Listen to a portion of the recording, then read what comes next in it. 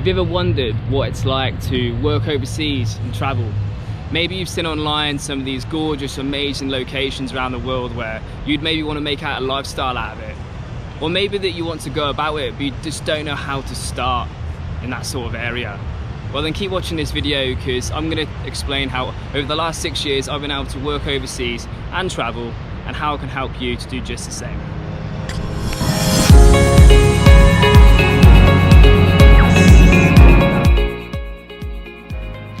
Good morning, good afternoon and good evening to wherever you're watching this video in the world, and welcome back to my channel.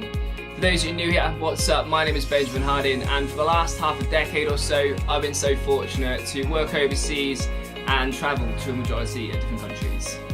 So at the moment I'm currently based here in Melbourne in Australia, but when I first started it was a very long time ago. Throwback to 2013 when I did my first season. After this happened, I started taking off a majority of different countries, such as the first one, which was Greece. Then I did Bulgaria. After that was Mallorca, and then Andorra, France, and then finishing off in summer it was Ibiza, and now Australia.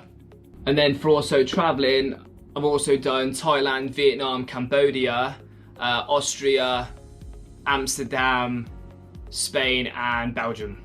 So how did I go about doing this? I basically just started looking online, looking for jobs as you would in the UK, placements that offer in terms of like an overseas recruitment. There's certain industries you can go into, depending on what your craft or what your personal trade is. For me, the ones that I specialise in is hospitality, which is food and beverage, customer service, which is like overseas repping, and then also events as well. So when did I start? Way back in 2013 I got recruited for a beach club resort which was called Nielsen Holidays. I was recruited for a water ski wakeboard instructor job, so within like the sports sort of industry. I spent 6 months there, and then with working good for an employer, they also sometimes offer a winter program, so that's how I got pushed on to doing the ski seasons soon after that season finished. So why did I choose to start? First off, it was definitely for a change of scenery. I wanted to explore a new country and tick off another destination, having another adventure to add to the memories, meeting new people, and then also for the change of the weather. I love the snow and I love the sun, so having that, it was a nice switch up.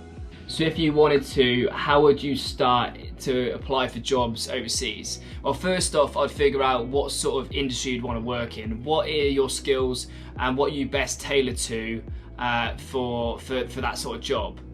Maybe it's in customer service or hospitality or whichever one it is. Definitely do your research. The internet is such a powerful tool in today's world. Just looking up on Google or different sites of what sort of companies are recruiting for where. Like I said earlier, the one that I specialised in started off with being a sports activity holiday brand, but then I moved on to do other hospitality stuff in the future after gaining experience in different areas. I'd say the most rewarding thing about working overseas is the fact that how you spend your days off. So being in that location of living there full time, when we do get a day off, you make it so you make it the best you can. If you're living in the mountains, for example, you could go skiing or snowboarding. If you live in the summer locations, you could hire out cars or go to beaches and just see what the place has to offer.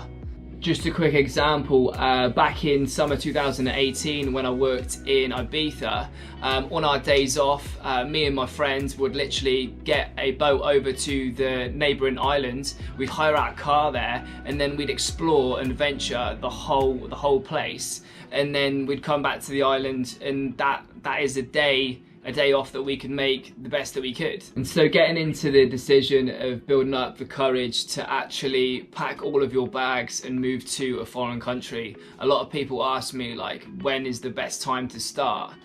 Personally, everyone's different, but I think that you've got to analyse the situation before you jump into anything too hasty. I mean, making that sort of decision can be ridiculously rewarding from my personal experience anyway.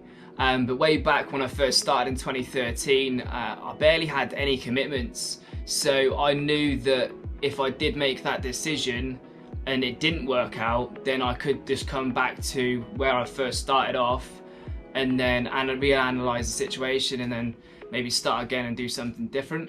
Another key important thing that I get asked is, what are the wages like? So what's the salary? When you dedicate yourself to do a overseas job, unless it's higher management, then the pay is going to be basic from my personal experience anyway. Because you're in such a desired lifestyle, it's not one of those where it's going to be a high pay packet. But in terms of making it what you can, I mean, I know a lot of companies that offer out different perks to their employees, which is a bonus in my opinion, instead of having the cash flow. So that is all the information that I have for you for today, guys. If you do have any questions about anything, feel free to hit me up with a message in the comment section below, or send us a DM on through to my socials. If you like this video, go give it a thumbs up and click that subscribe button so you know when I upload my next episode. Once again, it has been an absolute pleasure hosting you guys. Just to say a massive thank you for watching, and we'll see you all in the next video. See you soon. The sun has just come out and it's looking gorgeous. Let's have a look at this, shall we? Gonna have to put the sunnies on. Ah, beautiful sun.